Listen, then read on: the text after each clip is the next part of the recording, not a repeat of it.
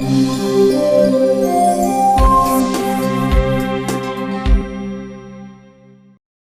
po 6. představila jihlavská firma Bosch Diesel studentům vysokých škol svou výrobu a moderní technologie.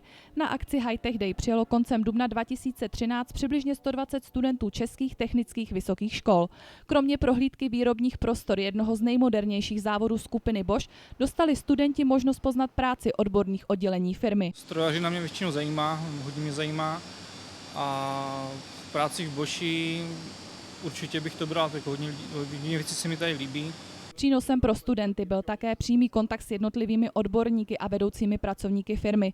Program dne doplnili odborné prezentace o klíčových technologiích dieselové techniky a pochopitelně i informace o skupině Bosch a její výrobní divizi dieselových systémů. High-Tech Day je akce, která ze svého názvu už vlastně evokuje zaměření. Je to akce, ve které jsme cílové skupině, což jsou studenti našich cílových vysokých škol.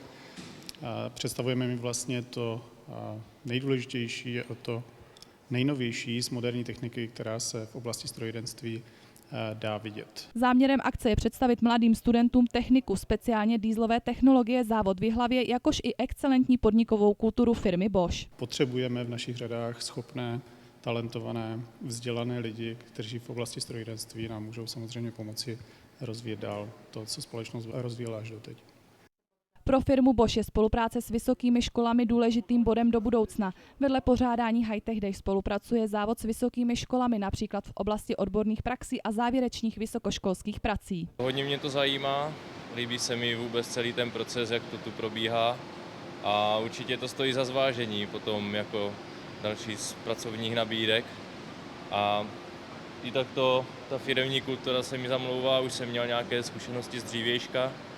Vlastně od kamaráda z Německa, který mi o tom vykládal, tak toto je další zkušenost, kterou potom můžu vzít v úvahu. Ve firmě Bosch Diesel SRO je dnes zaměstnáno přes 4 000 zaměstnanců. Vyrábějí se zde vysokotlaká čerpadla pro dieselové motory, tlakové zásobníky a regulační ventily tlaku pro systém Common Rail.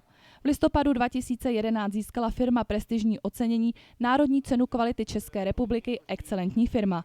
V letošním roce slaví firma 20 let působnosti na Vysočině.